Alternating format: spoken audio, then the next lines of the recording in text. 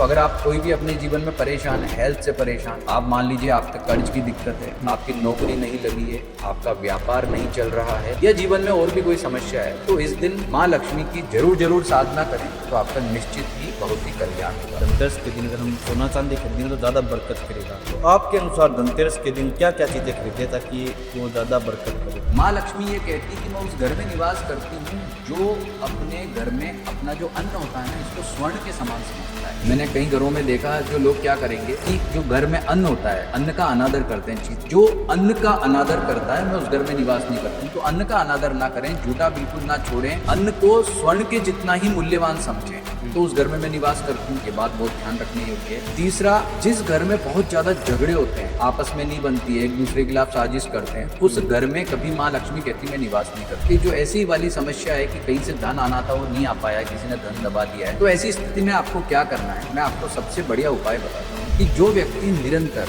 माँ लक्ष्मी की आराधना करेगा। अब माँ लक्ष्मी की आराधना करने का जो तरीका है, जैसे दीपावली से आप शुरू कर सकते हैं और निरंतर आप माँ लक्ष्मी की साधना करें। तो इसका सबसे बढ़िया तरीका क्या है, यदि आपको ये समस्या है कर्ज पर, तो आप अपने घर में माँ लक्ष्मी के प्राण बसते हैं श्रीयंत्र, आप अपने घर में एक श्रीयंत्र की स्थापना करें और नित्य उस श्रीयंत्र का आप अभिषेक और अर्चन करें।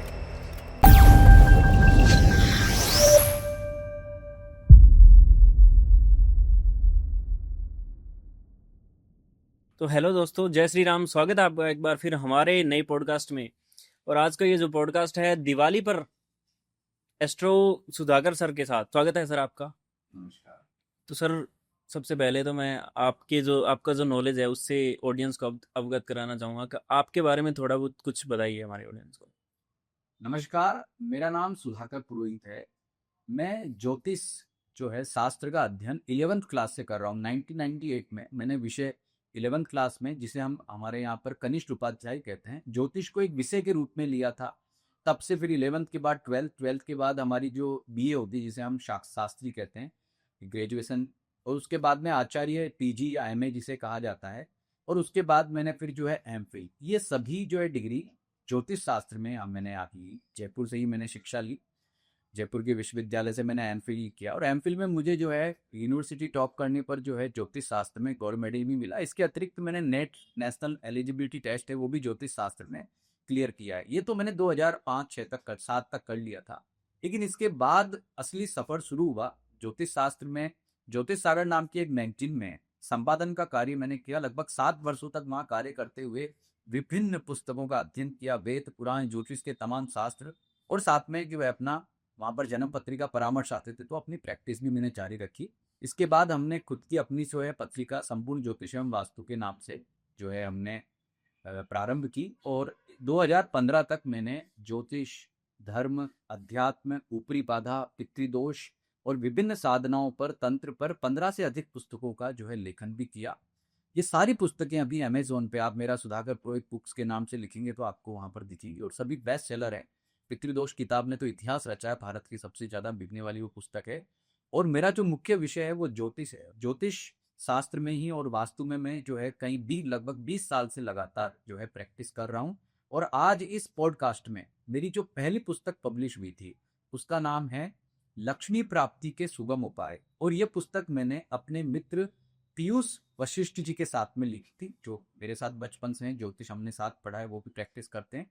ये पुस्तक हमने मिलकर लिखी थी। और आप देखिए, मैंने पुस्तकें कितनी भी लिखी हूँ, लेकिन मेरी जो व्यावसायिक कोई पुस्तक है जो आम लोगों के लिए अगर पहली कोई पुस्तक पब्लिश हुई थी तो वो यही माँ लक्ष्मी के जो है ये पुस्तक थी। और इस पुस्तक के पब्लिश होने के बाद में ये खूब जो है माँ लक्ष्मी का आशीर्वाद हमें मिला, मतलब कि ये पुस्तक खूब बाजार में गई, लोगों को बहुत ज्यादा पसंद भी आई। तो इसी पुस्तक के नॉलेज के आधार पर आज हम ये पॉडकास्ट करने जा रहे हैं। तो अगर आप ये पुस्तक प्राप्त करना चाहते हैं तो उसके लिए भी हमसे संपर्क कर सकते हैं। इसके अलावा आप मुझे सोशल मीडिया पर एस्ट्रो सुधाकर पुरोहित, ज्योतिष डिविनेशन और जयपुर पंडित जी, ये 3 हमारे अलग अलग पेजेस हैं यूट्यूब पर। आपको या इंस्टा या फेसबुक, सभी पर जो है आप जो है हमें देख सकते हैं, हमसे जुड़ सकते हैं। तो सर, 20 अक्टूबर को दीपावली का त्यौहार आ रहा है, तो सभी लोग जो हैं पूजा करते हैं, उपाय करते हैं दिवाली पर, और हर हर तरह से वो पूजा करते हैं। तो आपके हिसाब से दीपावली पर पूजा करने का जो सबसे जो बड़ा महत्व है वो कौन सा है, और कौन से उपाय या किस तरह से पूजा की जाए कि दीपावली पर माँ लक्ष्मी खुश हो ही हो हमसे। देखिए, माँ लक्ष्मी को आप प्रसन्न करना चाहते हैं हम्म। दीपावली पर, क्योंकि दीपावली तो उनका प्राकट्य दिवस है इस सृष्टि में। हम्म। लेकिन उससे पहले अगर हम माँ लक्ष्मी के बारे में जान लें, तभी तो हम उन्हें प्रसन्न कर पाएंगे। तो माँ लक्ष्मी है कौन? हमारे जो सनातन संस्कृति के ग्रंथ हैं उनमें माँ लक्ष्मी का स्वरूप किस किस रूप में उल्लिखित हुआ है। तो यह आप जो प्रश्न पूछ रहे हैं इसका उत्तर तो मैं आपको दूंगा ही दूंगा, लेकिन उससे पहले हम माँ लक्ष्मी के स्वरूप को जान लेते हैं। और मैं आपको बता दूं कि जो भी दर्शक इस पॉडकास्ट को देखेंगे, अगर आप इन स्वरूपों को जान गए ना, तो आप ये जान पाओगे कि माँ लक्ष्मी कैसे प्रसन्न होती है। तो इतना तो सब जानते हैं कि ये विष्णु जी की शक्ति है, विष्णु जी की शक्ति के रूप में हम जानते हैं, लेकिन इनके अन्य रूप भी हैं। जैसे ये भार्गवी कहलाती हैं। भार्गवी का मतलब क्यों? क्योंकि ये भृगु ऋषि की पुत्री हैं। भृगु ऋषि के पुत्री के रूप में जो है इनकी कथा पुराणों में प्राप्त होती है, क्योंकि भृगु ऋषि जो हुए थे उनके बारे में कथा भी मिलती है कि उन्होंने विष्णु जी की परीक्षा लेने के लिए जो है उनकी छाती पर एक जाकर के और लात मारी, और उसकी वजह से जो है लक्ष्मी जी नाराज हुई थी, अपने पिता से कुपित हो गई थी। जबकि वो तो केवल ये जानने के लिए गए थे कि त्रिदेव में सबसे महान कौन है। तो ये कहानी मिलती है। तो भार्गवी का जो रूप है, भार्गवी का ये रूप माँ लक्ष्मी का रूप पौराणिक स्वरूप है। उसके रूप में भी कई लोग ये संदेह करते हैं कि जब भाई लक्ष्मी जी तो रसातल में चली गई थी, तो वो भार्गवी के रूप में कैसी थी? तो इसका उल्लेख पुराणों में मिलता है, तो हमें भार्गवी स्वरूप को समझना चाहिए। दूसरा, माँ लक्ष्मी का कमला रूप है। कमला का मतलब 10 महाविद्या, जिसका नाम सुना होगा आपने, काली, तारा, महाविद्या, षोडशी, भुवनेश्वरी जो है, उनमें जो कमला है, मतलब जो अंतिम विद्या है, वो कमला के रूप में जाती, वो जानी जाती, वो भी माँ लक्ष्मी है। यानी कि जब कोई व्यक्ति 10 महाविद्या की उपासना करता है, तब भी उसे जो है महालक्ष्मी की साधना करनी होती है। वहां वो कमला रूप में पूजी जाती हैं। तो कमला की पूजा जो है, मतलब माँ लक्ष्मी की पूजा जो है, वो नवरात्र में भी की जाती है, दीपावली पे की जाती है। तो कमला स्वरूप भी उनका समझना जरूरी है।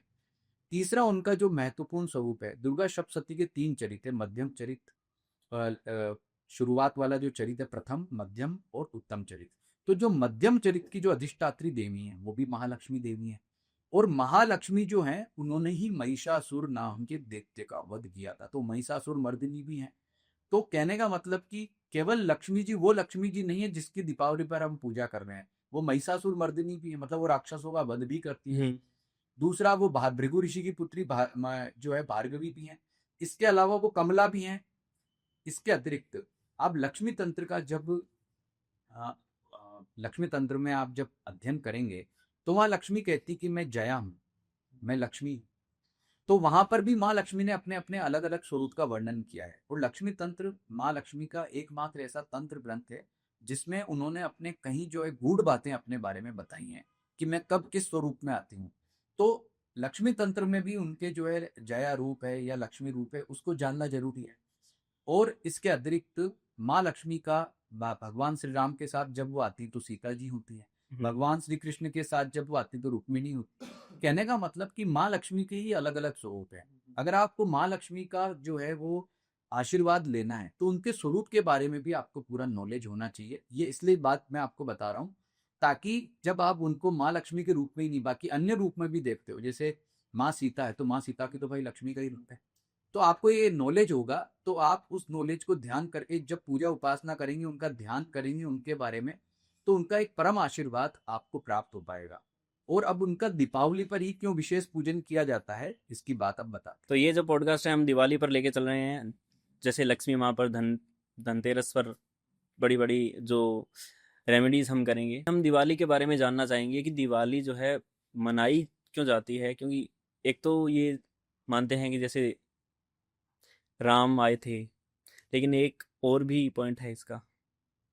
देखिए, दीपावली का जो त्योहार है वो भारत का सबसे बड़ा त्योहार है। सनातन संस्कृति में बाकी त्योहार तो 1 दिन 2 दिन 3 दिन मनाते होंगे, लेकिन यह त्योहार जो है पूरे 5 दिन मनाया जाता है। अब 5 दिन मनाया जाता है तो कोई स्पेशल रीजन होगा तभी मनाया जाता है। और 5 दिन में भी जो इसकी शुरुआत होती है वो धनतेरस से होती है, दीपावली से 2 दिन पहले। और यह माना जाता है कि इस दिन, यानी कि दीपावली के दिन, कार्तिक अमावस्या के दिन जो दीपावली का त्योहार होता है, माँ लक्ष्मी जो है वो समुद्र मंथन में से, उनका सागर से, समुद्र से जो है प्राकट्य हुआ था। और ये प्राकट्य होने के बाद में जो समस्त सृष्टि है, जिसमें न केवल पृथ्वी लोक बल्कि पाताल लोक भी कहें, चाहे स्वर्ग लोक भी कहें, सभी जगह खुशियां मनाई गई, दीपक जलाए गए। इसलिए तब से ही दीपावली का त्योहार जो है वो सनातन संस्कृति में मनाते हैं। और कार्तिक अमावस्या जो है केवल दीपावली के तौर पर नहीं, बाकी सभी जो सनातन संस्कृति से जुड़ी हुई जो कल्चर रही है, चाहे सिख हो, चाहे जैन हो, चाहे आपका आर्य समाज से हो, सभी जो है, सभी का कार्तिक अमावस्या का महत्व सभी में क्यों है? क्योंकि ये दिन है ही इतना शानदार कि अगर आपके जीवन में कोई दिक्कत है, परेशानी है, इशू है, और आप माँ लक्ष्मी की प्रसन्नता के लिए कोई भी एक अच्छा उपाय करते हैं, पूजन करते हैं, अपने पूरे इंटेंशन के साथ में उनका आप जो है ध्यान करते हैं, जो एक सिस्टम हमारी सनातन संस्कृति में बताया, तो निश्चित रूप से वह आपको जीवन में सभी उत्तम स्वास्थ्य, धन लाभ और भी जो भी आपके जीवन में समस्या चल रही है उसे समाप्त करते हैं। आपने पूछा कि इस दिन भगवान श्री राम जो है वो अयोध्या आए, लंका से वापस अयोध्या लौटे, तो इस खुशी में ये त्योहार मनाते हैं। लेकिन मैं आपको यहाँ पर 4 रीजन और बताऊंगा जो दीपावली के लिए माने जाते हैं। एक रीजन तो आपने बताया, दूसरा रीजन क्या है कि समुद्र मंथन हुआ था। क्यों हुआ था? समुद्र मंथन इसलिए हुआ था कि एक बार दुर्वासा ऋषि जा रहे थे, उधर से इंद्रदेव अपने ऐरावत हाथी पर आ रहे थे, तो दुर्वासा ऋषि ने जो है वो अपने माला निकाल करके जो है इंद्र को दी कि भाई तुम इंद्र हो, जो है स्वर्ग के देवों के राजा हो, तो मैं तुम्हें प्रसाद देता हूँ। और इंद्र ने वो उठा के अपने ऐरावत के सिर पे रखी और ऐरावत ने उठा के उसको जमीन पे गिराया, कुचल दिया। दुर्वासा ऋषि नाराज हो गए। जाहिर सी बात है कि हमारे पुराणों में तो उनकी नाराजगी के बहुत सारे किस्से वर्णित है। तो उन्होंने इंद्र को श्राप दिया कि तुम्हारा समस्त वैभव ऐश्वर्य समाप्त हो जाए और रसातल में चला जाए। तो ऐरावत हाथी क्या, समस्त वैभव क्या, ऐश्वर्य क्या, सभी रसातल में चला गया। तो समस्त वैभव और ऐश्वर्य किससे होता है? वो होता है माँ लक्ष्मी से। माँ लक्ष्मी की जिस घर पर कृपा ना होना, उस घर में कभी वैभव ऐश्वर्य आ ही नहीं सकता है। न केवल धन, वरन अच्छा स्वास्थ्य की बात कर लें, पत्नी अच्छी हो, बच्चे कहने में हो। कहने का मतलब कि लक्ष्मी अपने 8 रूपों में आती है, तभी वो घर जो है वो संपन्न कहलाता है। केवल एकमात्र धन से मतलब नहीं होता है। तो जब रसातल में चली गई, तब समस्त जो है देवता जो है गए विष्णु जी के पास, शिव जी के पास, ब्रह्मा जी के पास, भाई जो है समाधान बताओ। तो उन्होंने समुद्र मंथन का समाधान दिया। चूंकि इससे दैत्य जो है बली हो गए थे, तो उनको भी शामिल किया जाए, तो इसके लिए अमृत का लालच उनको दिया गया और इस तरह से समुद्र मंथन हुआ। समुद्र मंथन में विभिन्न प्रकार के रत्न निकले और इसी क्रम में कार्तिक अमावस्या के दिन माँ लक्ष्मी का प्राकट्य हुआ था। जब माँ लक्ष्मी का प्राकट्य हुआ तो वो कमल पर आसीन थी, इसलिए उन्हें कमला भी कहा जाता है, पद्मजा भी कहा जाता है। और उसके बाद भगवान विष्णु ने अपने हृदय में उनको धारण किया, क्योंकि वो विष्णु जी की शक्ति हैं। तो विष्णु जी ने उनको धारण किया, लेकिन उनके स्वागत में जो यहाँ पर इतना भव्य जो स्वर्ग लोक, लोक क्या, पृथ्वी लोक क्या, सभी जगह उनका जो स्वागत किया गया, वह क्रम अभी तक जारी है। तो एक तो ये रीजन है दीपावली मनाने का, जो अपने आप में बहुत बड़ा रीजन है, महत्वपूर्ण भी है। दूसरा रीजन ये मानते हैं कि एक बार जब भगवान वामन अवतार में भगवान विष्णु प्रकट हुए थे, वो क्यों हुए थे? क्योंकि एक दैत्यराज बलि, बड़े ही स्ट्रॉन्ग दैत्य, खतरनाक, मतलब इतने पावरफुल कि देवता भी उनसे जो है चकराते थे। तो उन्होंने एक यज्ञ किया और उन्होंने कहा मैं सर्वस्व दान करूंगा। तो अगर वो यज्ञ में बलि सफल हो जाते, तो ये मान लो कि वो इंद्र से भी ज्यादा जो है प्रबल हो जाते। तो उस यज्ञ को मतलब भंग करने के लिए, उनकी प्रतिज्ञा को खत्म करने के लिए देवता गए भगवान विष्णु जी के पास। तो विष्णु जी ने वामन अवतार लिया, उस यज्ञ में वो गए बटुक बन करके, छोटा बच्चा जो होता है, और बोले कि मैं जाके दान मांगूंगा और मैं ये जो है उसकी प्रतिज्ञा भंग कर पाऊंगा। राजा बलि के पास जब वो गए, तो शुक्राचार्य जी उनको पहचानते हैं कि ये जो छोटा बालक आया, इतना ओज इसके चेहरे पे दिखता है, ये सामान्य बालक नहीं, ये जरूर कोई दिव्य बालक है। तो भगवान विष्णु ने उनको कहा, जो है दैत्य शुक्राचार्य जी ने बलि को कहा कि ये बालक कुछ भी मांगे ना, मना कर देना इसको। तो राजा बलि बोले मैं तो जो है यज्ञ में दान देने के लिए बैठा हुआ हूँ, यज्ञ पे बैठा हूँ, मैं कैसे मना कर सकता हूँ। तो जब उस बालक ने कहा मुझे कुछ नहीं चाहिए, शुक्राचार्य जी को कहा मुझे कुछ नहीं चाहिए, मुझे तो सिर्फ 3 पग जमीन चाहिए कि बस मैं बैठ जाऊं और अपनी जो है साधना कर लूं। तो शुक्राचार्य जी तो पहचान चुके थे कि ये कोई जो है विष्णु जी का ही स्वरूप हो सकता है। तो जैसे ही बलि ने जल लेने के लिए जो है अपना जो पात्र है उसमें से जल गिराने के लिए अपने हाथ में जल लिया कि भाई मैं दान का संकल्प लेता हूँ, और तभी क्या होता है कि तभी जो है शुक्राचार्य उसके अंदर चले जाते हैं जल पात्र में, उसकी टोंटी में, कि भाई ये कैसे जी करके जल बाहर नहीं आए, जल बाहर आए तो प्रतिज्ञा लेनी पड़ेगी। तो जो बालक वामन रूप में जो भगवान विष्णु थे, उन्होंने एक तिनका डाला, तो शुक्राचार्य जी की आंख में लगा और वो उससे एक वजह से उनकी एक आंख चली गई। वैसे ये कहानी मिलती है पुराणों में। तो उसके बाद भी वो बाद में जल लिया और उन्होंने 3 पग जमीन मांगी। अब देखिए जैसे ही 3 पग जमीन मांगी उन्होंने वो अपना विराट स्वरूप दिखाया। एक पग में पृथ्वी लोग और दूसरे पग जो है समस्त जो है चारों सातों लोग जितने भी होते हैं सब नाप लिए, फिर भी एक पग उनका बचा। बोला 2 पग तो मैंने जो है जमीन मतलब ये दे दिया है तो मुझे दे दो, अब तीसरा मैं कहाँ रखूं? तो राजा बलि जो थे वो बड़े देते लेकिन बड़े ही जो है दानशील थे, विवेक था उनके पास, तो उन्होंने कहा "आप मुझ पर रख लीजिए, मतलब मेरे अगर सर मुझ पर। पे रख लो तो ये 3 पग जमीन में आपकी हो जाएगी। तो इससे बड़े खुश हुए वामन भगवान, उन्होंने कहा कि ठीक है मैं तुमसे बहुत प्रसन्न हूँ, तुम्हारे दान से बहुत प्रसन्न हूँ, मांगो क्या मांगते हो? तो बोले समस्त तो आपने ले ही लिया है, तो अब एक काम कीजिए आप अलग से जो है मेरे लिए एक लोक की व्यवस्था करो, लेकिन शर्त यह है कि लोग भी दोगे और उसके पहरेदार बन के चौकीदार बन के भी आप बैठो। तो भगवान विष्णु ने जो रूप में वामन भगवान जो थे उन्होंने बोला कि ठीक है अब मांगा है तो देना पड़ेगा, मतलब जो मैंने प्रतिज्ञा बोली कि भाई तुम वर मांगो तो मुझे देना पड़ेगा, तो बोले ठीक है। अब जैसे ही भगवान विष्णु वहाँ चौकीदार बने और उन्होंने एक अलग से लोग जो है राजा बलि को दिया, तो दिक्कत क्या हुई कि लक्ष्मी जी को ये बात अखर गई कि भाई मैं कैसे जो है वो भगवान विष्णु के बिना रह सकती हूँ। तो वो बलि के पास गई और उन्होंने बलि को कहा कि जो चाहिए मांग लो लेकिन मेरे पति को यहाँ इस जो है प्रतिज्ञा से मुक्त करो। तो उन्होंने कहा ठीक है मैं आपके साथ पूजा जाऊं। तो माँ लक्ष्मी ने कहा कि समस्त पृथ्वी लोक में क्या ब्रह्मांड लोक में समस्त तीनों लोकों में 3 दिन आपका राज रहेगा। दिवाली से 2 दिन पहले शुरू होगा धनतेरस को, दीपावली तक 3 दिन बलि की पूजा होती है, आज भी कई जगह होती है, अब तो परंपरा कम हो गई है। दूसरा रीजन दीपावली मनाने का ही है। अब तीसरे रीजन पे आता है, तीसरा रीजन, अब चौथे रीजन पे आते हैं, एक रीजन आपने बता दिया था। वो रीजन है कि जब वर्षा काल आता है और भगवान विष्णु का शयन हो जाता है, तो उस समय जो है वो नृत्य का शासन चालू हो जाता है। नृत्य एक राक्षस है, उनके पीछे धूमावती देवी है। धूमावती कौन है? माँ लक्ष्मी की ज्येष्ठा, उनकी बड़ी बहन है, इसलिए उनको जो है ज्येष्ठा भी कहते हैं। जिस घर में धूमावती आ जाए वो घर बर्बाद हो जाता है, क्योंकि वो पुरुष विहीन है, दरिद्रा है बिल्कुल। और उनका शासन कब तक रहता है नृत्य का? वो रहता है दीपावली से एक दिन पहले तक, यानी कि धूमावती का शासन आप कह सकते हैं। और दीपावली से वो जो है विदा होती है और दीपावली से शासन शुरू होता है उनकी छोटी बहन यानी माँ लक्ष्मी का। इस वजह से भी जो है दीपावली का पर्व मनाया जाता है, क्योंकि माँ लक्ष्मी का शासन आज से शुरू हो रहा है और ये बहुत ही शानदार पॉजिटिव है, जिसमें माँ लक्ष्मी आएंगी तो क्या देगी? धन, ऐश्वर्य, समृद्धि। इनके स्वागत में दीपावली पर्व मनाया जाता है। अब पांचवा रीजन जानते हैं। पांचवा रीजन है इस रात्रि को काल रात्रि कहा जाता है। सनातन संस्कृति में 3 रात्रियों का बड़ा महत्व है। पहला मोहरात्रि, जिसे हम श्री कृष्ण जन्माष्टमी के रूप में जानते हैं। दूसरा महाशिवरात्रि है, उसे महारात्रि कहते हैं। और ये काल रात्रि जो है वो दीपावली है। तो काल रात्रि पर किसका पूजन होता है? महाकाली का, देवी का। देवी। तो क्यों होता है? क्योंकि इस दिन जो है उनका देवी का जो प्राकट्य कहें या कहें सृष्टि प्रारंभ में कहें जो है इस दिन हुआ।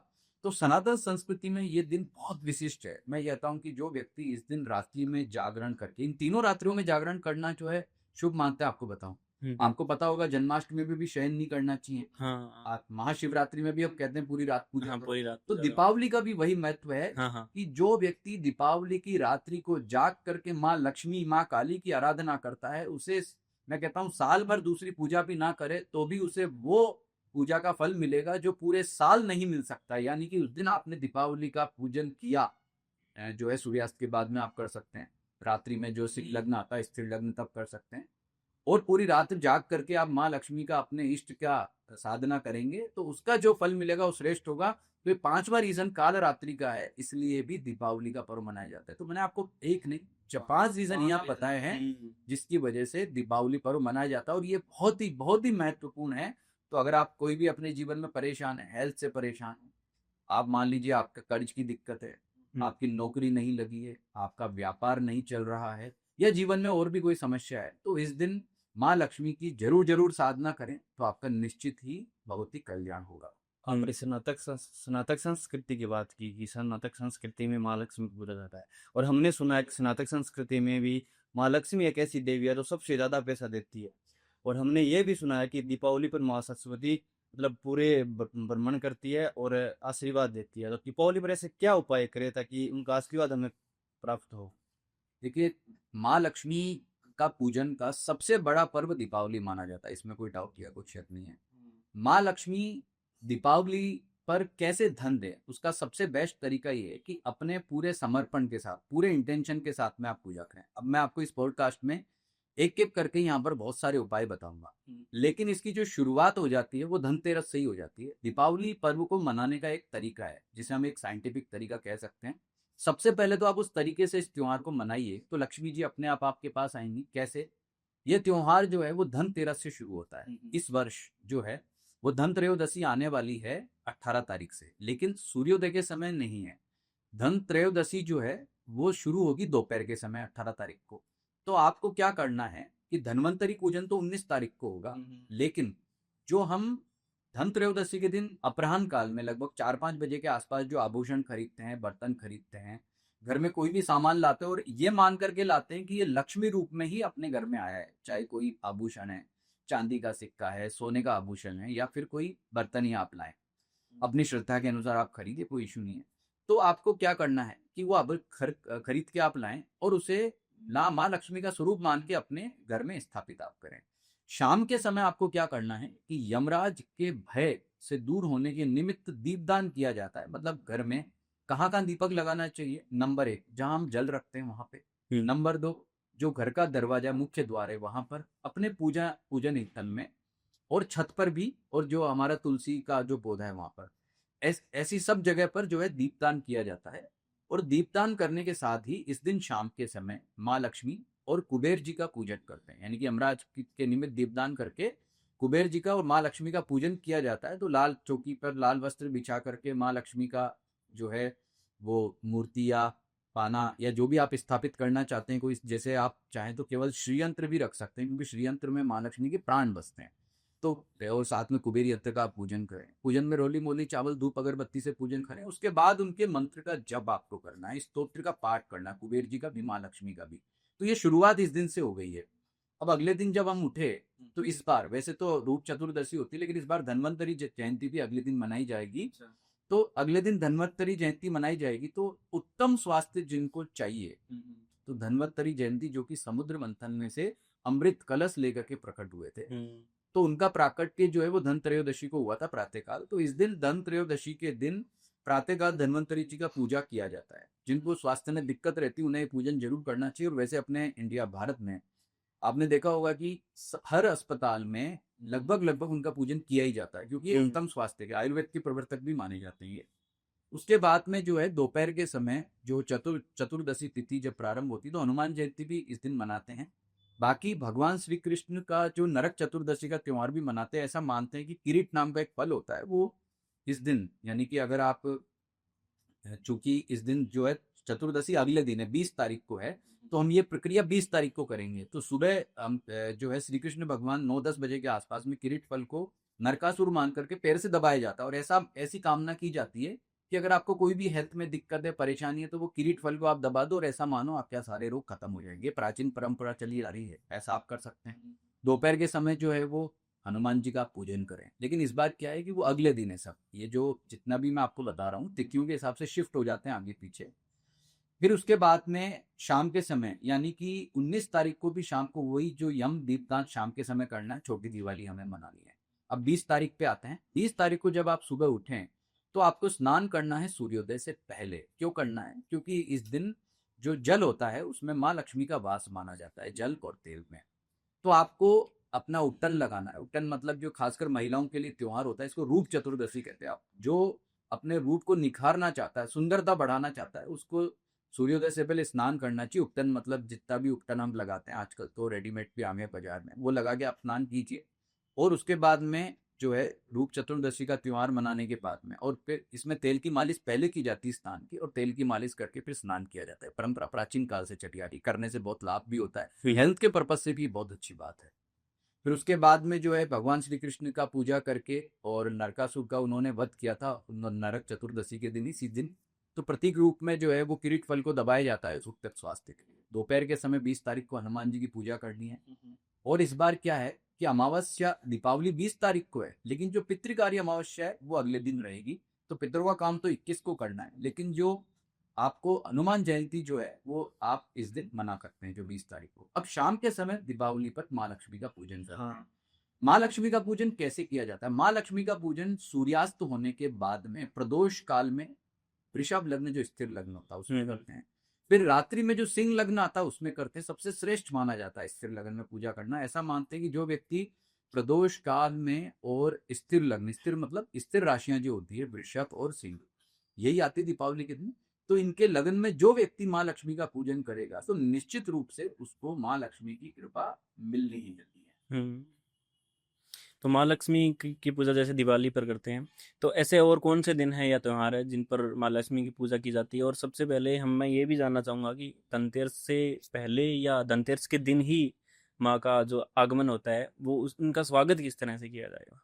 देखो, माँ लक्ष्मी का जो स्वागत है वो हम जो है धनतेरस से ही प्रारंभ कर देते हैं। जैसा मैंने अभी आपको बताया कि धनतेरस से ही हम जो इनका पूजन शुरू कर देते हैं शाम से। आपने एक बात और पूछी कि माँ लक्ष्मी को दीपावली के अलावा और कौन कौन से पर्व या तिथियां पसंद है जिनमें उनका पूजन किया जाए।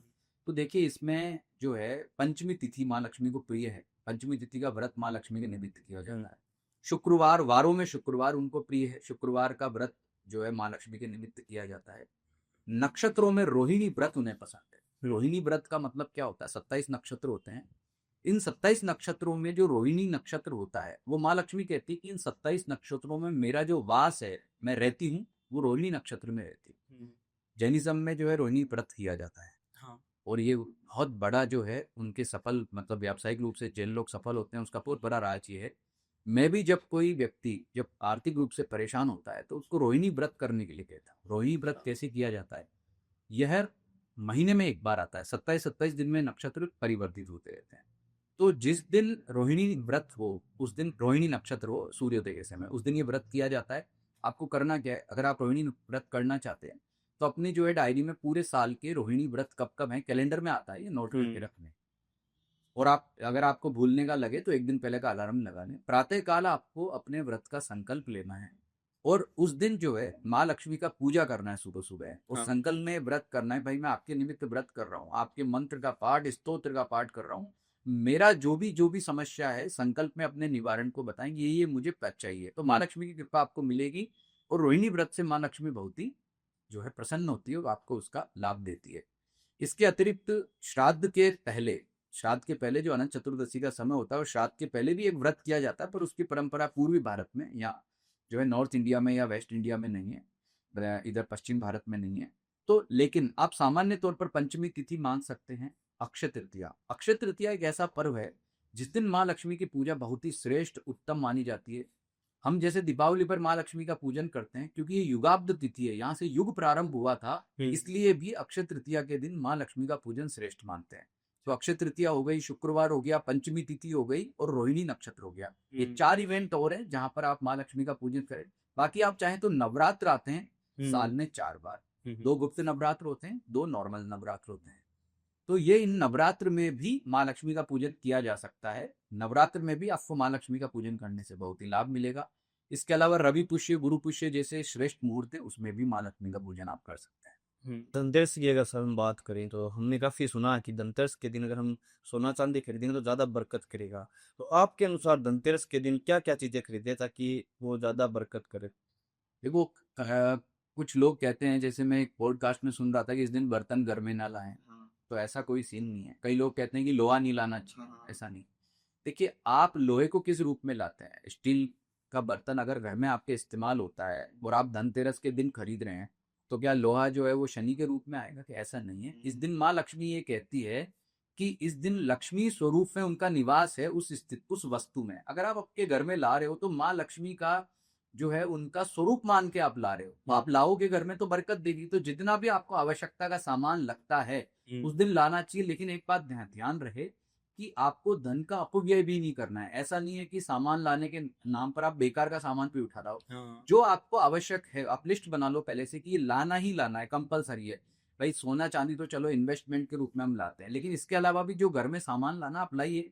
वो इसलिए लाते हैं क्योंकि ये बरकत देने वाला दिन है। इस दिन जो सामान आएगा वो बरकत देगा, हमारी उन्नति का वो कारण बनेगा। तो सर माँ लक्ष्मी के लिए ये भी कहा जाता है कि जब वो रूठ जाती हैं, अगर कोई कमी रह जाती है पूजन करने में तो वो रूठ जाती है, तो आपका धन वैभव और जो सभी खुशियां हैं वो चली जाती हैं। तो ऐसा क्या करें या ऐसी कौन सी गलतियां हैं वो ना करें ताकि माँ लक्ष्मी रूठे ना आपसे? देखिए, माँ लक्ष्मी के रूठने का रीजन पूजन में की गई गलतियां नहीं है, बल्कि आप अपने जो आम जीवन हमारा है, इसमें भी बहुत सारी ऐसी गलतियां हैं, अगर आप कर दोगे तो माँ लक्ष्मी का जो आपको आशीर्वाद मिलना है वो खत्म हो जाएगा। पुराणों में क्या कहा है माँ लक्ष्मी ने कि मैं किन वस्तुओं में रहती हूँ, किस माहौल में रहती हूँ, कहाँ नहीं रहती हूँ, इसका विवरण मिलता है। माँ लक्ष्मी ये कहती है कि जिस घर में गंदगी रहती हो, कबाड़ पड़ा है, गंदगी बहुत ज्यादा है, वहां मेरा निवास नहीं होता है। तो दिवाली से पहले हमारी प्राचीन परंपरा है कि भाई घर की साफ सफाई हमें करनी है बिल्कुल। लेकिन कई लोगों को क्या कबाड़ रखने की आदत होती है, अच्छा ये आइटम है रख लो मत फेंको, क्या करोगे भाई उसका?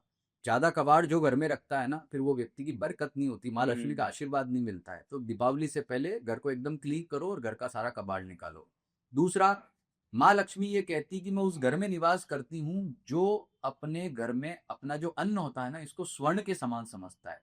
मैंने कई घरों में देखा जो लोग क्या करेंगे कि जो घर में अन्न होता है, अन्न का अनादर करते हैं, जितना झूठा जा रहा है, बेकार जा रहा है अन्न की कोई, क्योंकि आजकल क्या हो गया है, गेहूं सस्ता हो गया ना पहले तो। लेकिन माँ लक्ष्मी क्या बोलती है कि जो अन्न का अनादर करता है, मैं उस घर में निवास नहीं करती हूँ। तो अन्न का अनादर ना करें, झूठा बिल्कुल ना छोड़ें, अन्न को स्वर्ण के जितना ही मूल्यवान समझें, तो उस घर में मैं निवास करती हूँ। ये बात बहुत ध्यान रखने योग्य है।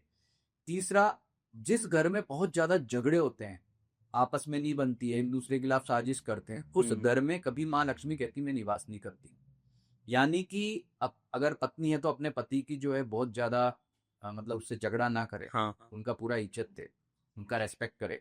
और पुरुष भी अपनी वाइफ को माँ लक्ष्मी का ही स्वरूप माने, माँ लक्ष्मी का स्वरूप मान करके उनका उतना ही जो इज्जत करे, उनको रेस्पेक्ट करे। तो ऐसे घर में माँ लक्ष्मी कहती कि इस घरों को मैं कभी छोड़ करके नहीं जाती। तो ये सामान्य से उपाय हैं, करने में हमारा कुछ नहीं जा रहा है। अगर आप कर लोगे तो कभी भी आपका माँ लक्ष्मी का नित्य निवास जो है वहां पर बना रहेगा। और माँ लक्ष्मी जब आती है तो अपने 8 स्वरूपों में आती है। ये 8 स्वरूप हालांकि सब जगह अलग अलग उनके नाम मिलते हैं, जिसमें जो है वो कहती मैं विजय लक्ष्मी भी हूँ, मैं धान्य लक्ष्मी भी हूँ, मैं जो है वो कुत्र लक्ष्मी भी हूँ। मतलब वो ये कहती है कि मैं अलग अलग रूपों में विद्यमान हूँ। तो अगर आप चाहते हैं तो अपने घर में खुशियां चाहते हैं तो मिलजुल करके रहो, खुशी के साथ में रहो, एक दूसरे का रेस्पेक्ट करो, सफाई करके रहो। इसके अलावा माँ लक्ष्मी कहती है कि मेरा जो निवास है, मतलब मैं जो जिस रंगों में, जिस रंग में मैं रहती हूँ व्हाइट रंग है, तो आप अपने घर में जो है वो कम से कम मंदिर तो व्हाइट रंग का रखें। मतलब सफेद रंग में उनका निवास माना जाता है, स्वच्छता में निवास माना जाता है। तो ये सारी बातें जो मैंने आपको बताई सामान्य बातें हैं होने में, लेकिन ये बहुत महत्वपूर्ण है। अगर इनकी कोई पालना करता है तो उसका जो है वो नित्य निवास होता है। इसके माँ लक्ष्मी का नित्य निवास घर में होता है। इसके अलावा माँ लक्ष्मी को सबसे प्रिय कौन है? भगवान विष्णु। तो जिस घर में भगवान विष्णु जी की पूजा होती है, यानी कि सालग्राम आप स्थापित कर लें, किसी भी रूप में भगवान विष्णु जी का पूजन करेंगे, तो भगवान विष्णु जी का जिस घर में पूजन किया जाता है उस घर से कभी भी लक्ष्मी जी उसका त्याग नहीं करती है। तो आप माँ लक्ष्मी के साथ भगवान विष्णु जी का और साथ में गणपति जी का भी पूजन घर में करें। तो गणपति जी के अलावा जो है भगवान विष्णु का जिस घर में नित्य पूजा होगा, उस घर से कभी भी लक्ष्मी जो है वो नहीं जा सकती, उनको वहां पर रहना ही पड़ेगा। हमने कि अष्ट लक्ष्मी पूजन भी सुना अक्सर, तो वो क्या चीज है, वो कौन सी माँ लक्ष्मी का विशेष रूप है? देखिए, अष्ट लक्ष्मी के नाम जो है वो जो पूजन, जैसे नित्यकर्म पूजा प्रकाश में थोड़े अलग तरह के नाम मिलते हैं, दूसरी जगह कोई अलग तरह के नाम मिलते हैं, पर हमें इससे मतलब नहीं है। अष्ट लक्ष्मी का जैसे मैंने आपको बताया कि इसमें जो उनके 8 स्वरूप माने जाते हैं, वो 8 स्वरूप आपके जीवन के 8 जो अलग अलग हैं, जिसमें आपका स्वास्थ्य भी आ गया, आपका धन भी आ गया, आपका वैभव भी आ गया, आपका परिवार भी आ गया, उसके प्रतीक रूप में माँ लक्ष्मी ये कहती है कि मैं 8 स्वरूपों में आपके घर आती हूँ। जैसे कहा जाता है, पुराणों में उल्लेख है कि जब भगवान श्री राम ने जब लंका पर आक्रमण किया था तो रावण के यहाँ से विजय लक्ष्मी ने लंका त्याग दी थी। और रावण ये बात जानता था, उसने ये बात देख ली थी कि विजय लक्ष्मी अब मेरे इस महल में नहीं है, तो पहले ही जानता था कि मैं युद्ध हारूंगा। क्यों? क्योंकि वो विजय लक्ष्मी ने उस जगह को त्याग दिया था। तो ये बहुत जरूरी बात है कि माँ लक्ष्मी को 8 स्वरूपों में आप जो है वो स्वीकार करो, इसीलिए उनके 8 स्वरूपों की पूजा की जाती है। तो नित्यकर्म पूजा प्रकाश के भी जो 8 स्वरूप, जो उनने आपको किताब गीता प्रेस गोरखपुर की कॉमन तरीके से सब जगह मिल जाएगी, आप खरीदें, और उसमें जो 8 स्वरूप बताएं उसके अनुसार दीपावली पर माँ लक्ष्मी की पूजा करेंगे तो एक संपूर्ण पूजन कहलाएगा और उससे आपको बहुत अच्छा उसका लाभ भी होगा। तो पिछले साल एक कंट्रोवर्सी हुई थी कि माँ लक्ष्मी की पूजा नहीं करनी चाहिए, आरती नहीं करनी चाहिए। हाँ, आरती नहीं करनी चाहिए, तो इसके पीछे क्या सत्य है?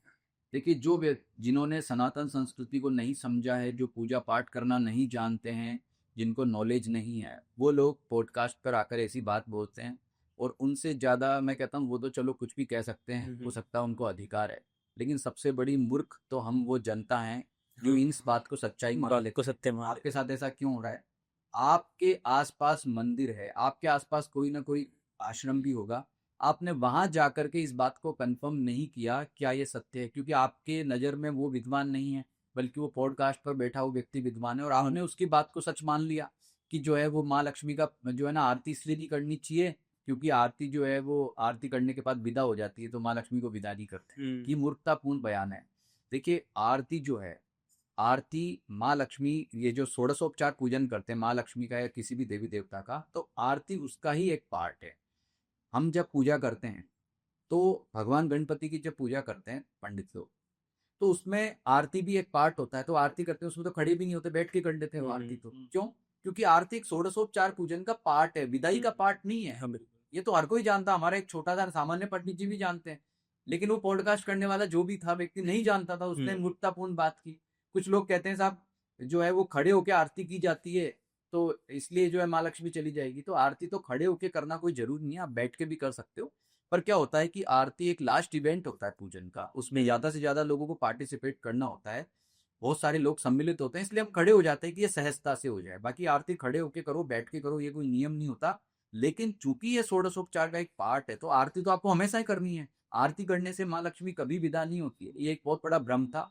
और सबसे जो है आश्चर्य की बात क्या है कि मीडिया ने इसको इतना फैलाया कि लास्ट में जो है शंकराचार्य जी तक को इसमें जो है अपना स्पष्टीकरण देना पड़ा कि भाई ऐसा नहीं है, आरती तो होनी चाहिए। आरती षोडशोपचार पूजन का या जो भी राजोपचार पूजन है, जो भी पूजन के प्रकार है, उसका एक पार्ट है। उस पार्ट को आप अलग कैसे कर सकते हो? तो ये कंट्रोवर्सी तो इस बार भी आएगी, आपको नए नए तरीके की जो है बातें बताई जाएगी।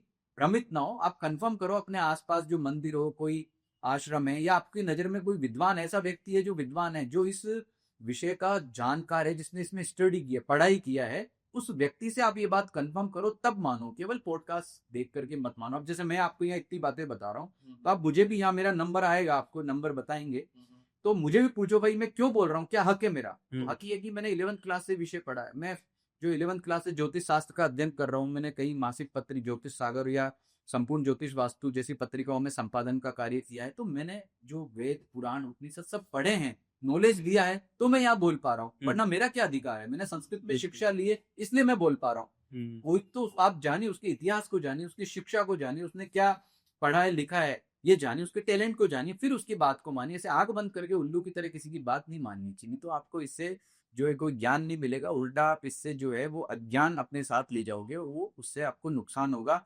तो माँ लक्ष्मी भी फिर आपको धन भी देगी। सो सर, अगर हम बात करें माँ लक्ष्मी की नाराजगी या प्रसन्नता की, तो उनके क्या क्या कारण हो सकते हैं? देखिए वो कारण अभी जो मुझे पूछे थे, तो मैंने अभी आपको बताया कि माँ लक्ष्मी के नाराजगी के रीजन तो बताया, प्रसन्नता का भी मैं आपको बता दूं कि जो व्यक्ति जो है अपना जो एक सामान्य जीवन जीता बिना लालच के, जैसे प्रातःकाल जल्दी उठना, अपने शरीर को मंदिर समझता। माँ लक्ष्मी ये कहती है कि जो व्यक्ति अपने शरीर का ध्यान रखता, मतलब शरीर को मंदिर की तरह समझता है। ऐसा नहीं है आपको बीमारी क्यों होती है, बीमारियां होती है अपनी लापरवाही से। आप लेट उठ रहे हैं, आप योग या प्राणायाम नहीं करते, मतलब शरीर में या कुछ भी खा रहे हैं क्षण, उससे आप अपने शरीर को बिगाड़ रहे हैं। तो माँ लक्ष्मी कहती है कि ऐसे व्यक्ति जो है मैं उनको त्याग देती हूँ, क्योंकि वो किस रूप में त्यागती है कि उनका जो है शरीर जो है वो निरोग नहीं रहेगा, रोग हो जाएंगे उसको। तो रोग होंगे तो वैसे ही रोगी व्यक्ति क्या धनार्जन करेगा? इसके अलावा दूसरी बात मैंने आपको बताई थी कि जो अपने परिजन है, जैसे माता है, पिता है, पत्नी है, बच्चे, उनसे बिना ये बात लड़ाई करे, झगड़ा करे, तो ऐसे व्यक्ति को, ऐसे जो है परिवार को, ऐसे व्यक्ति को भी माँ लक्ष्मी त्याग देती है। वस्त्र, जो व्यक्ति, माँ लक्ष्मी कहती है कि जो स्वच्छ वस्त्र धारण करता है वो मुझे प्रिय है। अब कई लोग क्या बोलते हैं, ठीक है 3 दिन पुराना शर्ट है, फिर पहन लिया, फटा है कहीं से पहन लिया। मतलब माँ लक्ष्मी कहती है कि आप दरिद्र हो या अमीर हो उससे मतलब नहीं, वस्त्र स्वच्छ पहने, अच्छा पहने, साफ पहने, साफ सुथरा रहे। कहने का मतलब घर भी साफ सुथरे रहे, आप भी साफ सुथरे रहो, तो आपको जो उनका जो है पूरा आशीर्वाद मिलता है, उनका बहुत मतलब लाभ मिलता है। और माँ लक्ष्मी ऐसे व्यक्ति को कभी भी त्यागती नहीं है, मतलब उसको हमेशा वैभव का, धन का, ऐश्वर्य का जो है आशीर्वाद प्रदान करके रखती है। इसके अलावा जो माँ लक्ष्मी को जो जो भी प्रिय पूजा है, अभी अब मैं यहाँ पे बहुत सारी आपको ऐसे उपाय भी माँ लक्ष्मी से संबंधित बताने वाला हूँ। जो उपाय हम निरंतर करते रहेंगे तो निश्चित रूप से माँ लक्ष्मी का आपको आशीर्वाद मिलेगा। और वो उपाय न केवल आप जरूरी नहीं दीपावली पर करो, आप सामान्य दिनों में भी करोगे तो आपको जो है उसका बहुत ही लाभ मिलेगा। तो हम कुछ समस्याओं की बात करते हैं, जैसे कर्ज बहुत सारे लोगों पे, उसका क्या कारण है? देखिए, कर्ज होने के 2-3 मुख्य कारण होते हैं। पहला कारण तो होता है हमारा लालच। कई लोग जो मेरे पास आते हैं, मैं उनको पूछता हूँ भाई तुम्हारा इतना धन कहाँ गया, तो वो कहते हैं कि शेयर में डूब गया, वो क्या कहते हैं कि हमने कहीं क्रिप्टो में लगा दिया, या कोई कहता है कि हमने जो है वो लालच के वशीभूत हो गए, किसी को 1 के 10 गुना करने के नाम पे वो पैसा ले गया हमारा। तो पहली बात, अपने लालच से बचें। लालच के कारण अगर आपका कर्ज वाला समस्या हो रहा है तो एक तो ये रीजन होता है। दूसरा प्रॉब्लम होता है, हम कई बार आवश्यकता वाला लोन लेते हैं, जैसे विवाह किया हमने किसी परिजन का या घर लिया हमने, तो हमको कर्ज लेना पड़ता है, या कभी बीमारी हो गई उसका इलाज करवाया। तो इन दोनों कर्जों में अंतर है, एक कर्ज हमारी मजबूरी और एक कर्ज जो है हमारा लालच है। भाई लालच वाला कर्ज है ना, उसका तो कोई उपाय नहीं है, उसमें तो माँ लक्ष्मी भी आपको कोई आशीर्वाद नहीं देगी।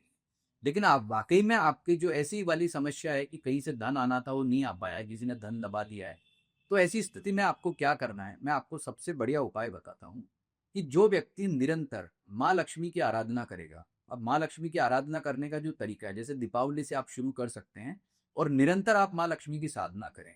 तो इसका सबसे बढ़िया तरीका क्या है, यदि आपको ये समस्या है कर्ज वाली, तो आप अपने घर में माँ लक्ष्मी के प्राण बसते हैं श्रीयंत्र में, आप अपने घर में एक श्रीयंत्र की स्थापना करें और नित्य उस श्रीयंत्र का आप अभिषेक और अर्चन करें। नित्य तो जल से कर लो, लेकिन शुक्रवार के दिन जो है पंचामृत से या कच्चे दूध से या जो है विभिन्न प्रकार के द्रव्यों से करें और अर्चन भी करें। ये श्रीयंत्र अर्चन क्या होता है, पूजन क्या है, वो आप मैं बताऊं, हर आम आदमी कर सकता है। श्रीयंत्र 3 तरह के होते हैं, भूपृष्ठीय होते हैं प्लेट की तरह, एक कच्छप पृष्ठीय होते हैं जिसमें कछुए की तरह पीठ का उभार होता है, और एक मेरु पृष्ठीय होते हैं। मेरु पृष्ठीय मतलब जो पिरामिड की तरह ऊंचे होते हैं। आपको क्या करना है कि अगर आप चाहते हैं कि मैं अभिषेक करूं, पूजन करूं, तो आप जो है ज्यादा बेटर है आप जो है मेरु पृष्ठीय जो पिरामिड की तरह ऊंचे ऐसा श्रीयंत्र का, स्फटिक का हो, चाहे पंचधातु का हो, चाहे सोने का हो, चांदी का हो, घर में स्थापित करें। अब आपको करना क्या है, लोग कर रखते हैं, आपको हर सनातन संस्कृति में हर व्यक्ति के घर में श्रीयंत्र मिलेगा, लेकिन उसका ये नहीं जानते इसका करना क्या है। सबसे पहले तो श्रीयंत्र लेते ही आप उसको सिद्ध करवाएं। केवल श्रीयंत्र लेके रख लिया तो वो एक धातु का टुकड़ा है, उसको पंडित जी को बोलो सिद्ध करें, और सिद्ध भी किस तरीके से करें, जो इसको सिद्ध करना जानता हो। केवल रोली मोली चावल चढ़ाने से वो सिद्ध नहीं होता है, उसमें क्रम होते हैं, 9 क्रम होते हैं, बिंदु से लेकर भूगुर तक विभिन्न क्रम का जो है उसके द्वारा जो है पूजा करके सिद्ध किया जाता है। अब सिद्ध श्रीयंत्र घर में आपने रख दिया है तो वो समझ लीजिए माँ लक्ष्मी का साक्षात जो है प्राण है वो, क्योंकि माँ लक्ष्मी क्या कहती है कि मेरा जो प्राण है वो श्रीयंत्र में बसता है। तो आप ये पूजन दीपावली पर तो जरूर जरूर करें। इसके अलावा नित्य भी आपको करना है, नित्य आप जल से अभिषेक करें, लेकिन जैसे स्पेशल डेज है, शुक्रवार है, नवरात्र है, दीपावली, इस दिन आपको क्या करना है कि पंचामृत बना लें। सबसे पहले आप उसको सामान्य जल से स्नान कराएं, उसके बाद पंचामृत से आपको श्रीयंत्र को जो है वो अभिषेक करना है। अभिषेक के समय आप श्री सूक्त का पाठ कर सकते हैं, संस्कृत में होता है, कनक धारा स्तोत्र का पाठ कर सकते हैं। और अगर मान लीजिए आप संस्कृत नहीं पढ़ सकते हैं, कई लोग कहते हैं हम संस्कृत नहीं पढ़ सकते, तो लक्ष्मी चालीसा का पाठ कर दीजिए। अब लक्ष्मी चालीसा का पाठ आप वो दीजिए, लेकिन अब जो है अभिषेक करते हुए पढ़ने में दिक्कत है, तो केवल आप ओम नमः कमल वासिन्यै स्वाहा, ओम नमः कमल वासिन्यै स्वाहा, ये मंत्र है माँ लक्ष्मी का। इसका उच्चारण करते हुए भी अगर आप वहां पर अभिषेक करेंगे श्रीयंत्र का, तो ये मान करके चलें कि उससे आप जो है धीरे धीरे आप क्या देखेंगे कि माँ लक्ष्मी की कृपा आपको मिलेगी। अब सामान्य दिनों में आप जल से अभिषेक कर लें, बाकी दिनों में आप जो है वो पंचामृत से कर लें। लेकिन एक होता है, ये तो आपका अभिषेक पूजन अभिषेक हुआ, तीसरा अर्चन हुआ। अर्चन क्या होता है वो भी आपको बताता हूँ, उससे कंप्लीट जो है पूरा पूजन हो जाता है। अब अर्चन में क्या होता है, माँ लक्ष्मी के विभिन्न नाम होते हैं, 108 नाम होते हैं, आप चाहें तो हमसे भी मंगवा सकते हैं। अष्टोत्तर सतनाम इंटरनेट पे भी उपलब्ध हो जाते हैं, अच्छी पुस्तक आप बाजार से ले, क्योंकि इंटरनेट पर अशुद्धियां भी बहुत होती हैं। आपको क्या करना है, वो 108 नाम पढ़ते हुए, जैसे ओम महालक्ष्मी नमः समर्पयामि, और एक वस्तु चढ़ाएं। वो वस्तु कोई भी हो सकती है, पुष्प हो सकता है, चावल हो सकता है, कोई सूखा मेवा जैसे बादाम है, काजू है, किशमिश है, आप कोई भी एक एक करके चढ़ा सकते हैं। 108 जो है वो अपने पास रखें वस्तु, और एक एक माँ लक्ष्मी का मंत्र बोलते जाएं, चढ़ाते जाएं। और जो बाद में वो 108 वस्तु हैं, जैसे मान लीजिए कोई खाने पीने का पदार्थ है, तो आप एक काम करें कि उसको बाद में आप खुद अपने परिवार के साथ में मिठाई में किसी चीज में काम में ले सकते हैं, खुद डायरेक्ट भी उसको प्रसाद रूप में खा सकते हैं, वितरित कर सकते हैं। तो ये क्या हुआ, सामान्य पूजन हुआ जो रोली मोली चावल धूप अगरबत्ती से करते हैं, फिर अभिषेक हुआ, और तीसरा हुआ अर्चन। ये तीनों करने के बाद फिर माँ लक्ष्मी का आरती करें। तो ये प्रयोग जो व्यक्ति नित्य करेगा उसका कर्ज मुक्ति का रास्ता भी निकलेगा और उसके जीवन में कभी भी धन की जो है वो कमी नहीं रहेगी।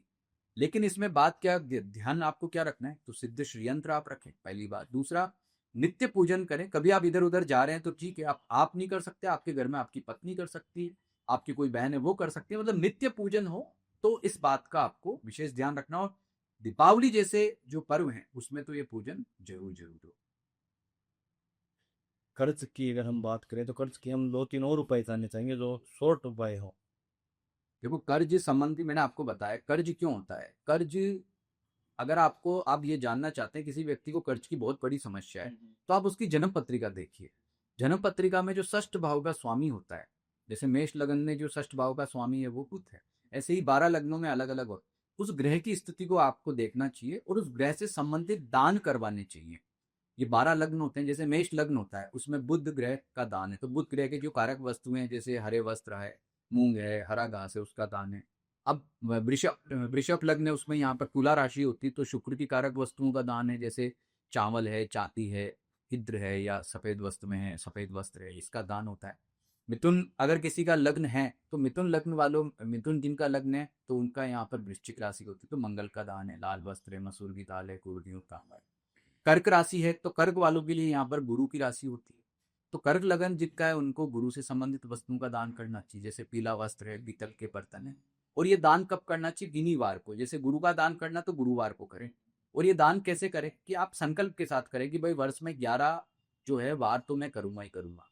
ये दान जो है, मैं आपको ज्योतिष को उपाय इसलिए बता रहा हूँ यहाँ पर कि केवल माँ लक्ष्मी का आप पूजा करेंगे तो उतना जो है वो इनफ नहीं है, जो रीजन है एस्ट्रोलॉजी के हिसाब से उसको भी आपको पकड़ना होगा और उस रीजन को दूर करने वाला जो उपाय है वो भी आपको करना होगा। तो उससे क्या होगा, जो भी कर संबंधी दिक्कत है वो धीरे धीरे धीरे करके समाप्त हो जाएगी। इसके अलावा एक ऋण मोचक मंगल स्तोत्र होता है, अगर मंगल की वजह से आपको एक कर्जा है तो ऋण मोचक मंगल स्तोत्र का आप नियमित पाठ करेंगे तो उससे आपको बहुत ही लाभ मिलेगा और आपका कर्ज संबंधी जो दिक्कत है वो जल्दी से जल्दी दूर होगा। अच्छा, तो कर्ज के लिए तो हो गए। धन ध्यान के लिए ऐसे कौन से कि पैसा आता रहे, ऐसे कौन से उपाय होंगे? देखो, दीपावली पर बहुत सारे उपाय हैं हम्म। जिससे माँ लक्ष्मी जो है वो पैसा देती है, धन देती है, वैभव देती है। हमें क्या करना होता है, जब भी हम दीपावली का पूजन करते हैं तो दीपावली के पूजन में भगवान गणपति का हम पूजन करते हैं, माँ सरस्वती का आप पूजन करते हैं। लेकिन आपको क्या करना है कि उसके साथ में माँ लक्ष्मी के जो सहोदर है, सहोदर में कौन कौन है, दक्षिणावर्ती शंख है, कोड़ी है, या गोमती चक्र है उसकी, और या फिर जो है एकाक्षी नारियल है, उनकी स्थापना करके भी अगर आप पूजन करेंगे तो माँ लक्ष्मी कहती है कि इनका वास जहाँ होता है तो वहां पर मैं नित्य निवास करता हूँ। आपको करना क्या है, दीपावली के दिन जब माँ लक्ष्मी का पूजन करेंगे तो आपको लाल वस्त्र पर ये जो सारे मैंने अभी आपको बताया, हाँ। गोमती चक्र, कोड़ी, इनका भी आप जो है पूजन करें। पूजन कैसे करना, इनको पहले जो है वो स्वच्छ जल से धो दें, उसके बाद में रोली पोली चावल टीका लगाएं। और जो दक्षिणावर्ती शंख है, दक्षिणावर्ती शंख के लिए तो ऐसा कहते हैं कि दक्षिणावर्ती शंख तो माँ लक्ष्मी को इतना प्रिय है कि आप जो अभी मैंने श्रीयंत्र वाला उपाय आपको हाँ। बताया था, तो श्रीयंत्र में जब आप अभिषेक कर रहे हैं तो आप इस दक्षिणावर्ती शंख में जल भरिए और इस जल से ही जो है श्रीयंत्र का अभिषेक कीजिए आप। तो ऐसा जो व्यक्ति करेगा, माँ लक्ष्मी जो है उस घर का कभी त्याग नहीं करेगी। अब बात क्या आती है, भाई इसका नित्य पूजन करेंगे, नित्य पूजन करने की जरूरत नहीं है। ये वस्तुएं जो है आप बाद में किसी लाल वस्त्र में जो है बांध के रख दें, किसी पोटली में रख दें, और जो आपकी तिजोरी है जहाँ धन रखते हो उस स्थान पे रख दें। और जब माँ लक्ष्मी का पूजन करते हैं, अगला पूजन कब होगा, अक्षय तृतीया को है तो अक्षय तृतीया को फिर से कर दें, कोई नवरात्र में करना तो कर दे, कोई अनुष्ठान है आप कर रहे हैं तो कर दे, नहीं तो दीपावली पे तो ये पूजन करना ही करना है। तो ये वस्तुएं सम्मिलित करके इनका पूजन आप जरूर जरूर करें।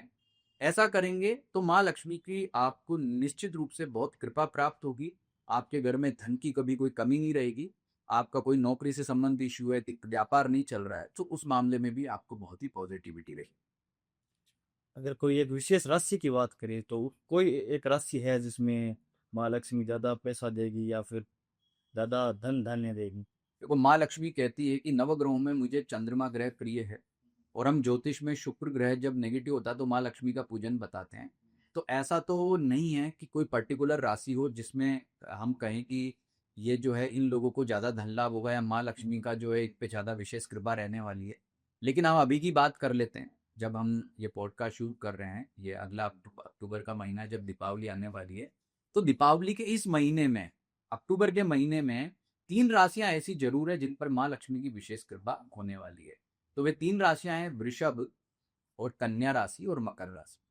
क्योंकि इन तीनों ही राशियों के कारक जो हैं शुक्र होते हैं, शुक्र के ही अधिदेवता माँ लक्ष्मी मानी जाती है। तो भाई इस वर्ष की दीपावली इन 3 राशि वालों के लिए विशेष होने वाली है, क्योंकि बाकी राशि वालों के लिए कहीं ना कोई दिक्कत, छोटा मोटा इश्यू, पर परम आशीर्वाद जो है माँ लक्ष्मी का इस बार इन 3 राशि वालों को मिल रहा है। लेकिन ये हमेशा अलग अलग हो सकता है, पर्टिकुलर एक राशि पर फिक्स रहे ऐसा नहीं होता, ये ध्यान रखें आप। कलर्स की अगर हम बात करें तो हमने सुना है कि कलर्स भी इसमें मैटर करते हैं। तो अगर कलर्स की बात करें तो कौन से कलर्स हमें माँ लक्ष्मी की पूजा करते समय पहनने चाहिए, कौन से कलर्स हमें दीपावली के दिन पहनने चाहिए? देखो, कलर पूजा में जो होता है लाल, पीला, सफेद, ये 3 रंग का प्रयोग सबसे श्रेष्ठ माना जाता है। माँ लक्ष्मी को व्हाइट रंग अति प्रिय है, सफेद रंग अति प्रिय है। वो कहती है सफेद रंग में ही मेरा निवास होता है। तो आप जो अपना मंदिर बनाएं वो व्हाइट बनाएं, मतलब मंदिर जो हो वो व्हाइट हो, या आप व्हाइट रंग का मार्बल भी लगा सकते हैं। प्राचीन मंदिरों में देखा होगा आपने कि व्हाइट रंग के मार्बल का इस्तेमाल भी खूब होता था।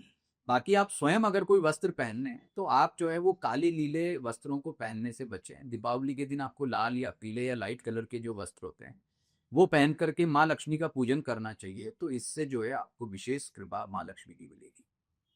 अगर कोई विशेष बातें ध्यान रखनी हो तो वो कौन सी बातें हो सकती है जिन बातों में हमें ध्यान रखनी हो पूजा करते समय? देखो, दीपावली का जो त्योहार आता है ना, उसमें पूरी इंटेंशन के साथ में आपको माँ लक्ष्मी का पूजन करना। और ये जो 5 दिन है, ये 5 दिन में आपको क्या ध्यान रखना है कि मुझे खूब धन ऐश्वर्य मिले, इसके लिए मैं माँ लक्ष्मी का पूजन करता हूँ। मन में संकल्प होना चाहिए।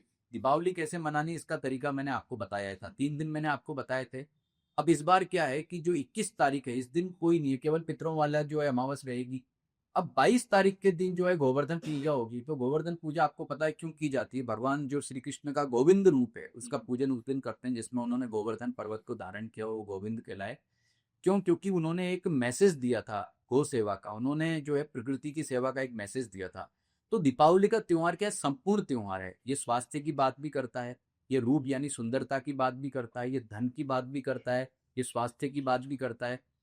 इसके अलावा हमें जो है नरक ना मिले, यानी कि नरक से मुक्ति से भय, उसकी बात भी करता है। और ये प्रकृति की उपासना का दिन भी है। तो प्रकृति की उपासना के दिन में हम जो है वो दीपावली के अगले दिन पूजा करते हैं। लेकिन इस बार वो अगला दिन ना होकर के 22 तारीख को वो पूजा होगी। उसके बाद में उससे अगले दिन जो है वो भाई दूज का और चित्रगुप्त पूजा का त्योहार मनाते हैं। तो भाई दूज क्यों मनाते हैं? क्योंकि यम और यमी जो है सूर्य देवता के जो पुत्र और पुत्री हैं, उन्होंने जो है यमराज से भय मुक्ति कैसे हो।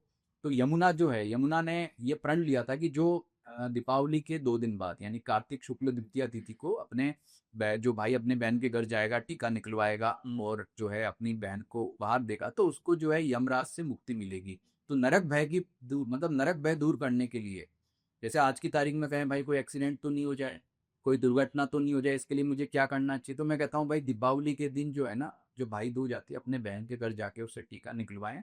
और टीका निकलवा करके जो है प्रातःकाल, कहते हैं इस दिन जो है कि यमुना में स्नान करना चाहिए। हर आदमी तो वहां जा नहीं सकता, तो यमुना नदी का आह्वान अपने घर में ही जो है, घर में जो जल से स्नान कर रहे हैं वहां करें। और उसके बाद उस जल से स्नान करके अपनी बहन के घर जाकर भी टीका निकलवाएं। तो आपको क्या मिल रहा है? उससे उससे यमराज का आशीर्वाद मिलता है। ये भी अपने आप में बहुत बड़ी बात है। और कायस्थ जाति के जो लोग होते हैं वो इस दिन चित्रगुप्त जी का भी पूजन करते हैं, और ये परंपरा भी जो है कई सालों से चल रही है। तो कहने का मतलब कि दीपावली का त्योहार जो अपने आप में एक संपूर्ण पैकेज है, जो हमारी कल्चर है उसको मतलब पूरा जी लेने का तरीका है। तो हमें क्या है, त्योहार अच्छे से मनाना चाहिए, अवॉइड ना करें किसी भी चीज को, पूरे अच्छे तरीके से मनाओगे तो ये मनाने के तरीके में ही आपके सारे उपाय हो गए हैं, और आपको उसका एक बहुत अच्छा लाभ जो है वो मिलेगा। सो सर, काफ़ी टाइम हो गया, पॉडकास्ट को एंड की तरफ ले जाते हैं, और जाते जाते मैं एक ऐसा उपाय जानना चाहूँगा या कोई ऐसी टिप्स जानना चाहूँगा कि माँ लक्ष्मी को आशीर्वाद देना ही देना पड़े। देखिए विकास जी, ऐसा माँ लक्ष्मी की जो कृपा प्राप्ति के तो ऐसे तो बहुत सारे उपाय हैं, जिसका साक्षात चमत्कार भी मैंने देखा है। बहुत सारे उपाय आपको इस पॉडकास्ट में बताए हैं, लेकिन एक ऐसे उपाय का जिक्र मैं आपको यहाँ करता हूँ, जिसको अगर आपने दीपावली के दिन कर लिया तो ये मान करके चले कि आपको माँ लक्ष्मी का आशीर्वाद मिलेगा ही मिलेगा। ये मिरेकल है अपने आप में। वो क्या है? आपको क्या करना है, दीपावली के दिन 108 कमल पुष्प लेने हैं। मैं जानता हूँ थोड़ा महंगा हो सकता है, आप चाहे तो थोड़ा 1-2 दिन पहले परचेज करें, और उन कमल पुष्पों से आपको माँ लक्ष्मी का अर्चन करना है। दीपावली की रात्रि, या आप जो है प्रदोष काल में पूजा कर रहे हैं या वृषभ लगन में कर रहे हैं, कभी भी। अब आपको करना क्या है, जब माँ लक्ष्मी का आप पूजन करेंगे, सबसे पहले पूजा रोली मोली चावल उनको मिठाई चढ़ा के पूजन कर लें, उनका अभिषेक कर लें। अभिषेक मतलब स्नान को करा दिया आपने। अब स्नान कराने के बाद में स्थापित कर दिया है, आरती से पहले ही अर्चन आपको करना है। अर्चन में क्या करना है कि माँ लक्ष्मी के 108 का नाम का जिक्र जो मैंने अभी पहले भी पॉडकास्ट में किया था, एक एक नाम का उल्लेख आपको करते हुए जाना है और कमल पुष्प चढ़ाते हुए जाना है। जैसे ओम की जगह आप श्रीम भी लगा सकते हैं, श्रीम महालक्ष्मी नमः समर्पयामि, और एक कमल पुष्प आप चढ़ाएं। ऐसे करके उनके 108 नाम अगर आपको कहीं की नहीं मिलते हैं तो आप हमारे यहाँ से में मंगवा सकते हैं। आप वो 108 कमल पुष्प से माँ लक्ष्मी का अर्चन कर लेंगे। तो ये ध्यान रखना, अगली दीपावली पर आप जब महालक्ष्मी का पूजन करेंगे तो आपके लिए वो अगली दिवाली जो है ना बिल्कुल चमत्कारिक होगी, क्योंकि आपकी सभी मनोकामनाएं माँ लक्ष्मी के आशीर्वाद से पूर्ण होंगी। अब यहाँ पर एक प्रश्न ये आता है, कई लोग कहेंगे कि कई जगह कमल पुष्प नहीं मिलता है, तो ऐसी स्थिति में क्या की जाए। तो भाई देखो, कमल पुष्प में तो उपाय भी गारंटी, लेकिन फिर भी कमल कट्टा एक आता है। कमल का कट्टे का जो बीज होता है वो किसी भी किराने की दुकान पर जहाँ पूजा पाठ की सामग्री मिलती है, हवन सामग्री मिलती है, वहाँ उपलब्ध हो जाता है। अगर कमल पुष्प आप अवेलेबल आपको नहीं होता है, या आपको लगता है महंगा जाता है, या जो भी रीजन्स हैं, कई जगह जो है कमल होता भी नहीं कमल का फूल, तो ऐसी स्थिति में आपको क्या करना है, कमल गट्टा जो होता है वो कमल गट्टा से आपको माँ लक्ष्मी का ऐसा ही अर्चन एक एक मंत्र बोलते हुए वो कमल गट्टे का बीज आप चढ़ाते ही जाएं और 108 बीज चढ़ाएं, तो उससे निश्चित तौर पर माँ लक्ष्मी का एक परम आशीर्वाद मिलेगा। और ये पक्का मानना, जो मनोकामना के साथ आपने दीपावली का पूजन किया है वो मनोकामना आपकी पूरी होगी। कोई घर बनाना चाहते हो, कोई प्रॉपर्टी लेना चाहते हो, वाहन लेना चाहते हो, नौकरी नहीं लगी तो वो लगे, नौकरी में कोई प्रमोशन होना है, व्यापार में उन्नति होगी, किसी का विवाह नहीं हो रहा है तो विवाह। कहने का मतलब कि जो भी आपकी मनोकामना है इस उपाय से जरूर जरूर पूर्ण होगी और माँ लक्ष्मी का आपको परम आशीर्वाद मिलेगा। थैंक यू सर, बहुत बहुत धन्यवाद। आपने इतनी अच्छी नॉलेज दी और इतने अच्छे अच्छे माँ लक्ष्मी जी के उपाय बताए ताकि सभी की तरक्की हो। सो धन्यवाद सर।